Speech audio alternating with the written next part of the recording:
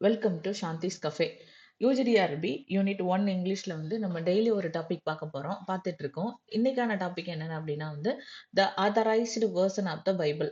பைபிளோட இன்ஃப்ளூயன்ஸ்னால இங்கிலீஷோட லாங்குவேஜ்ல என்னென்ன மாற்றங்கள் நிகழ்ந்தது, பைபிள் வந்து எப்போ டிரான்ஸ்லேட் பண்ணாங்க, யாரு டிரான்ஸ்லேட் பண்ணாங்க, எந்த இயர்ல வந்து டிரான்ஸ்லேட் பண்ணியிருந்தாங்க, அதோட authorized version of the Bible வந்து எப்போ பப்ளிஷ் பண்ணாங்க, இது எல்லாமே இந்த வீடியோல நம்ம பார்க்கலாம். The Bible has had a specifically long and influential role in the making of the history of English literature and language. இந்த பைபிளோட இன்ஃப்ளூயன்ஸ் முக்கியமா இந்த இங்கிலீஷ் ஆங்கில இலக்கியத்திலையும் சரி மொழியிலையும் சரி ரொம்பவே இருந்தது. ஆமா, அதை நம்ம பார்க்க முடியும். பைபிளோட டிரான்ஸ்லேஷன்ல இருந்து நிறைய வார்த்தைகளை பயன்படுத்தி தான் இங்கிலீஷ் லிட்ரேச்சரில் உள்ள நிறைய ஒர்க்குகள் ஆத்தர்ஸ் வந்து எழுதியிருக்காங்க. The rhetorical influence of the Old Testament and the conversational influence of the New Testament have enriched the dignity of English literary and linguistic expressions.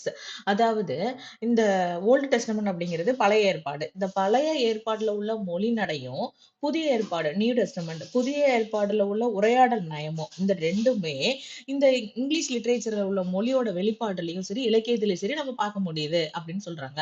From Chaucer to Yeats and T.S. Eliot, almost all great writers in English have been influenced by the sheer poetry, sublimity and beauty of the Bible. இந்த பைபிள்ல உள்ள அந்த கவிதை தன்மை, அப்புறமா வந்து அந்த quality, அப்புறமா வந்து அதோட மகத்துவம், அந்த அழகு, இது எல்லாத்தையும் எந்த ரைட்டர்ஸ்ல இருந்து எந்த ரைட்டர் வச்சு யூஸ் பண்ணியிருக்காங்கன்னு பார்த்தோம்னா, சாசர்ல இருந்து மிடில் இங்கிலீஷ் பீரியட் உள்ள சாசர்ல இருந்து இப்போ வரைக்கும் உள்ள டிஎஸ் எலியட் வரைக்கும் உள்ள எல்லா ரைட்டர்ஸும் அந்த பைபிள்ல உள்ள இந்த கவிதை தன்மையை, இந்த மகத்துவத்தை, இந்த அழகை எல்லாத்தையும் யூஸ் பண்ணி அவங்களோட ஒர்க்கை வந்து நிறையவே எழுதியிருக்காங்கன்னு சொல்றாங்க. Hebrew poetry had rhythm and பேரலைசிசம். அதாவது ஹெப்ரூ போயட்ரிங்கிறது நமக்கு தெரியும் இல்லையா? அந்த ஹெப்ரூ பைபிள் படிச்சிருக்கோம்ல, அந்த மாதிரி ஹெப்ரூ போயட்ரில ஒரு ரிதமும் இருக்கு, அந்த இணைநிலையும் இருக்குன்னு சொல்றாங்க. The prose of the Elizabethan period had a certain poetic quality suitable for the translation of the Bible. இந்த எலிசபெத்தன் பீரியட்ல உள்ள உரைநடை, அந்த ப்ரோஸ் பீஸ், அந்த டிரான்ஸ்லேட் பண்றதுக்கான எல்லா குவாலிட்டியும் இருக்கு, பைபிள் டிரான்ஸ்லேட் பண்றதுக்கான எல்லா குவாலிட்டி இருக்கு அப்படின்னு சொல்றாங்க. அந்த உரைநடையில உள்ள words, the high seriousness and exalted religious consciousness of the Elizabethan easily put them in spiritual touch with the biblical spirit. அதாவது இந்த பைபிள்ல உள்ள மத உணர்வு எலிசபெத்தன் பீரியட்ல உள்ள எலிசபெத்தன்ஸ்னா அந்த பீரியட்ல உள்ள வாழ்ற நபர்களோட ஆன்மீக சக்தியை வந்து தூண்டி தொட்டு விடுது, அப்படியே உணர்ச்சியை தொட்டு எழுப்புது அப்படின்னு சொல்றாங்க. The translator, who had possessed excellent literary vision, found that the English prose of their day was competent to express the full force and ample grace of the original Hebrew. அதாவது ஹெப்ரூவோட அழகையும் வலிமையையும் எந்த ப்ரோஸ் வந்து translate பண்றதுக்கான எல்லா தகுதி இருக்கு அப்படின்னு சொல்லி யார் சொல்றாங்கன்னா, த டிரான்ஸ்லேட்டர், அதாவது இலக்கிய சிந்தனை அதிகமா உள்ள அந்த மொழிபெயர்ப்பாளர்கள் சொல்றாங்க. இந்த ஹெப்ரூ லாங்குவேஜ்லயும் டிரான்ஸ்லேட் பண்றதுக்கான தகுதி யாருக்கு இருக்கு அப்படின்னா வந்து இந்த இங்கிலீஷ் ப்ரோஸ்க்கு இருக்கு, இங்கிலீஷ் ஆங்கில உரைநடைக்கு இருக்கு அப்படிங்கிறத இந்த மொழியை பத்தின அழகா தெரிஞ்ச அந்த டிரான்ஸ்லேட்டர்ஸ் வந்து சொல்றாங்க. எக்ஸலண்ட் லிட்டரரி விஷன், தொலைநோக்கு மொழி பார்வையுடைய, அந்த இலக்கிய சிந்தனை உடைய அப்படின்னு சொல்லுவாங்கல்ல, அந்த டிரான்ஸ்லேட்டர்ஸ் எல்லாம் வந்து இத பத்தி சொல்றாங்க. எதுக்கு அந்த தகுதி இருக்குன்னு சொல்றாங்கன்னா, இங்கிலீஷ் ப்ரோஸுக்கு ஹெப்ரூ பைபிள்ல உள்ள எல்லாத்தையும் வந்து டிரான்ஸ்லேட் பண்றதுக்கான திறமை, அந்த வலிமை இருக்கு அப்படின்னு சொல்றாங்க. டிரான்ஸ்லேட்டர் அப்படின்னு சொன்ன உடனே நமக்கு யார் ஞாபகம் வரணும்? டிரான்ஸ்லேட்டர் கொஞ்சம் யோசிச்சு பார்க்கலாமா? நம்ம யாரை வந்து நம்ம இதுக்கு முன்னாடி ஒரு டிரான்ஸ்லேட்டரா பார்த்தோம்? ரஃபேல் ஹோலின்செட், அவரை பார்த்தோம் இல்லையா? அவர் தான் the Chronicles of England, Scotland and Ireland in 2 volumes 1578 எழுதியிருந்தாங்க இல்லையா? அந்த மாதிரி அவர் ஒரு டிரான்ஸ்லேட்டர். அந்த டிரான்ஸ்லேட்டர் மாதிரி எக்ஸலண்ட் லிட்டரரி விஷன், இலக்கிய சிந்தனை உடையவங்க, அவங்க எல்லாரும் வந்து இந்த மாதிரி சொல்றாங்க. இங்கிலீஷ் ப்ரோஸுக்கு அந்த கெப்பாசிட்டி இருக்கு அப்படின்னு சொல்லி even before Wycliffe translated the Bible 14th century, several attempts of translation parts of the Bible had been made, especially in the 19th and 10th century. பொதுவா நமக்கு நல்லா தெரிஞ்ச ஒரு டிரான்ஸ்லேட்டர் யாருன்னா வந்து ஜான் விக்லிஃப். அவரோட பைபிள் டிரான்ஸ்லேஷன் தான் நமக்கு தெரியும். ஆனா 14வது நூற்றாண்டுல அவருக்கு முன்னாடியே நிறைய பேர் வந்து டிரான்ஸ்லேட் பண்ணியிருக்காங்க. எப்ப டிரான்ஸ்லேட் பண்ணியிருக்காங்க அப்படின்னா 9வது நூற்றாண்டுலயும் 10வது நூற்றாண்டுலயும் டிரான்ஸ்லேட் பண்ணியிருக்காங்க. அப்போ அவங்க பைபிள்ல ஒரு சில பகுதிகளை வந்து டிரான்ஸ்லேட் பண்ணியிருக்காங்க. ஆனா அவரோட பைபிளை விட இவரோட டிரான்ஸ்லேஷன் தான் இப்போ முக்கியமா பேசப்படுது. Among the number of Bible translation brought out between the 14th century and the time of the authorized version, two are outstanding. அதாவது அந்த எல்லா பைபிள் டிரான்ஸ்லேஷனை விட இப்போ இந்த 14th செஞ்சுரியில ரெண்டு டிரான்ஸ்லேஷன் தான் அவுட்ஸ்டாண்டிங்கா நிக்குது. அது யாருன்னு பார்த்தோம்னா, they are the translation of the New Testament by William Tyndale, published in 1525. இது ஒரு கொஸ்டின். வில்லியம் டெண்டலோட பைபிள் டிரான்ஸ்லேஷன் எப்போ வந்து நடந்தது, எந்த இயர்ல அப்படின்னு கேட்டாங்கன்னா 1525. ஒரு சில சோர்ஸ்ல வந்து 1526 இருக்கு. இது நம்ம ஆல்ரெடி பிஃபோர் வீடியோலயும் பார்த்திருக்கோம் ஒரு இடத்துல. இப்போ இவர் வந்து வில்லியம், இதுல 3 கொஸ்டின் நம்ம மேக் பண்ணலாம். 1525ல பைபிள் டிரான்ஸ்லேஷன் பண்ணது யாரு அப்படின்னு கேட்டாங்க. 1525ல யாரோட டிரான்ஸ்லேஷன் பப்ளிஷ் ஆயிருக்கு அப்படின்னா வில்லியம் டென்டேல். வில்லியம் டென்டேல் வந்து நியூ டெஸ்டமெண்ட்டை பப்ளிஷ் டிரான்ஸ்லேட் பண்ணிருக்காரா, இல்லைன்னா ஓல்டு டெஸ்டமெண்ட்டை வந்து டிரான்ஸ்லேட் பண்ணிருக்காரான்னு கொஸ்டின் கேட்டாங்கன்னா நியூ டெஸ்டமெண்ட்டை வந்து டிரான்ஸ்லேட் பண்ணிருக்காரு. ஓகேவா?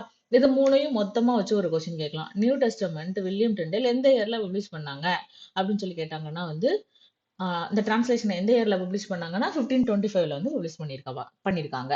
அந்த translation of the Bible by Miles Coverdale published in 1535. இது ஒரு முக்கியமான கொஸ்டின் தான்.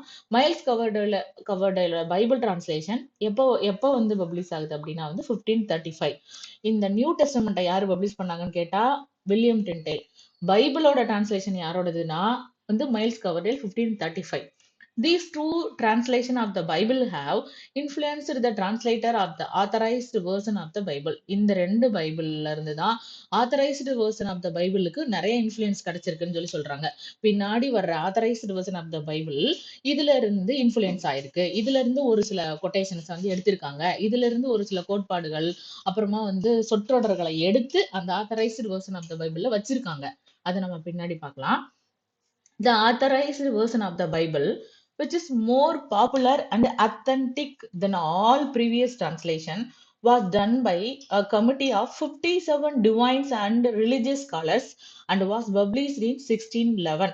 The authorized version of the Bible அது வந்து ரொம்ப பாப்புலரா, ரொம்ப பிரமாண்டமா இருந்தது, ரொம்ப பிரபலமா மாறுச்சு. அந்த பைபிள் மத்த எல்லா பைபிள் டிரான்ஸ்லேஷனை விட ரொம்ப முக்கியத்துவமா வந்தது இந்த authorized version of the Bible.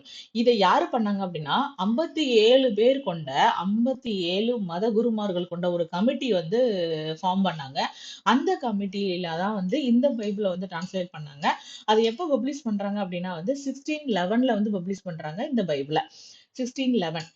Okay, authorised version of the Bible எப்போ பப்ளிஷ் ஆச்சு அப்படிங்கிறது 1611. இது ரொம்ப இம்பார்ட்டன்டான question. King James one convened a conference at Hampton Court in 1604 and a decision was taken to complete a new translation of the scripture. அதாவது இந்த convent அப்படின்னா என்ன மீட்டிங்னா கூட்டப்பட்டதுன்னு சொல்லி அர்த்தம். கூட்டுறது, ஒரு கான்ஃபரன்ஸ்னா மாநாடு. கிங் ஜேம்ஸ் ஒன்னு வந்து கேம்ப்டன் கோர்ட்ல வந்து ஒரு மாநாடு வந்து கூட்டுறாரு. அந்த மாநாட்டு எப்ப நடக்குது அப்படின்னா 1604ல நடக்குது. அதுல ஒரு டெசிஷன் எடுக்கிறாங்க, ஒரு முடிவு எடுக்கிறாங்க. மொத்தமா ஒரு கம்ப்ளீட்டா ஒரு நியூ டிரான்ஸ்லேஷன் வந்து கொடுக்கணும் இந்த ஸ்கிரிப்சருக்குன்னு சொல்லி சொல்றாங்க. அந்த committee according to the committee of 57 was constituted and the scholar were advised to follow the text of the bishop's bible wherever they could. அதாவது அந்த கமிட்டி என்ன சொல்றாங்க அப்படின்னா, அந்த கமிட்டிய இந்த பிஷப்ஸ் பைபிள்னு சொல்லி ஒரு பைபிள் வருது. அந்த பைபிள் எப்போ பப்ளிஷ் ஆகுது அப்படின்னா 1568ல.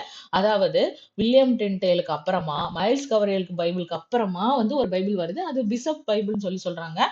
அந்த பைபிளை யாரு ப்ரமோட் பண்றாங்க அப்படின்னா ஆர்ச் பிஷப் பார்க்கர் அப்படின்னு ஒருத்தர் வந்து ப்ரொமோட் பண்றாரு. அந்த பைபிள் 1568ல வந்து பப்ளிஷ் ஆகுது. இந்த பைபிள் வந்து ஃபாலோ பண்ணி இந்த 57 பேரை வந்து கன்சல்ட் பண்ணி மொத்தமா ஒரு டிரான்ஸ்லேஷன் கொடுக்க சொல்றாரு James one.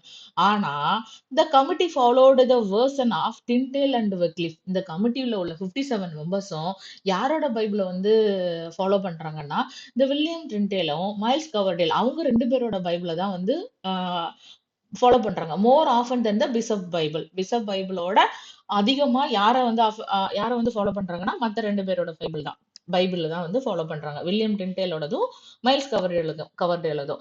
The work of translation and revision took more than 3 years and a new translation called the authorized version. அதாவது 3 வருஷம் கிட்டத்தட்ட 3 வருஷம் எடுத்துக்குது இந்த ஒர்க்க வந்து டிரான்ஸ்லேட் பண்றதுக்கு. டிரான்ஸ்லேட் பண்றாங்க. அப்புறம் அத ரிவிஷன் பண்றாங்க. இது எல்லாம் சேர்த்து 3 வருஷம் ஒர்க். அது 3 இயர்ஸ் ஒர்க் டிரான்ஸ்லேஷன் முடிஞ்சதுக்கு அப்புறமா தான், இது ஒரு ஆத்தரைஸ்டு வெர்ஷனா வந்து இந்த பப்ளிஷ் வந்து இந்த பைபிள் வந்து பப்ளிஷ் ஆகுது. 2 issues of the authorised version were published in 1611. இந்த இடத்துல இஷ்யூ அப்படின்னா வந்து பதிப்புன்னு சொல்லுவோம். 2 பதிப்பு, 2 புத்தகங்கள், 2 பதிப்புகளா வந்து வெளிய வருது. Authorised version were published in 1611ல. இதே இஷ்யூ அப்படிங்கிற வேர்ட எட்மண்ட் ஸ்பென்சர் தன்னோட பிரத்தலாமியன்ல ஒரு ஸ்டான்ஸால பிரத்தலாமியன்ங்கிற போயம்ல ஐ திங்க் அதுல இஷ்யூ அப்படிங்கிற வேர்டை வந்து யூஸ் பண்ணியிருப்பாரு. அந்த இடத்துல இஷ்யூ அப்படிங்கிறது சில்ட்ரன்ஸ் கிட்ஸ் குழந்தைகளை வந்து மென்ஷன் பண்ணும்.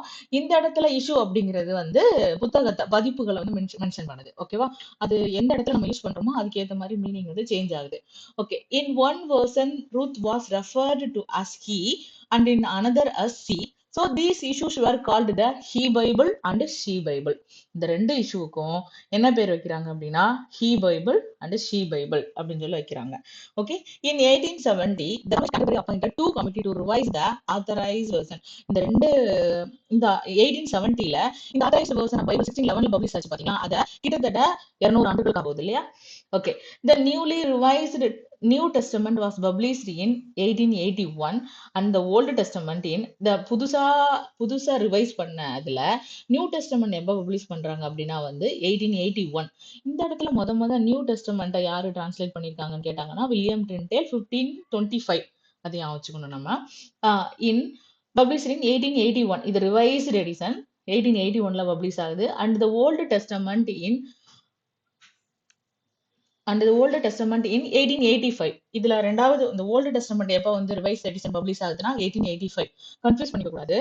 நியூ டெஸ்டமெண்ட்டை அப்புறம் வில்லியம் டிண்டேல் வந்து எப்போ பப்ளிஷ் பண்றாங்கன்னா 1525ல. அதே இது ரிவைஸ்டு எடிஷன் வந்து எப்போ வருதுன்னா 1881ல. அப்புறமா ஓல்டு டெஸ்டமெண்ட் வந்து 1885ல வந்து பப்ளிஷ் ஆகுது. The first one was received rather unfavorably because of certain unnecessary addition and alternation made. The first one இருக்கிற இந்த இந்த பைபிள் ரிவைஸ் எடிஷன்ல நிறைய தேவையில்லாத வார்த்தைகள் சேர்க்கப்பட்டது, தேவையில்லாத வார்த்தைகள் நீக்கப்பட்டது. இந்த ஆல்ட்ரேஷன் பண்ணது வந்து நிறைய பேருக்கு வந்து பிடிக்கல, அது நல்லா இல்ல அப்படின்னு சொல்லி சொன்னாங்க. The authorized version is an improvement of the previous translation of the Bible. இந்த authorized version இதுக்கு முன்னாடி டிரான்ஸ்லேட் பண்ண எல்லா பைபிளை விட நிறையவே இம்ப்ரூவ்மெண்ட் பண்ணி வந்திருந்தது. However, much of the phraseology of William Tyndale was retained in the authorized version also.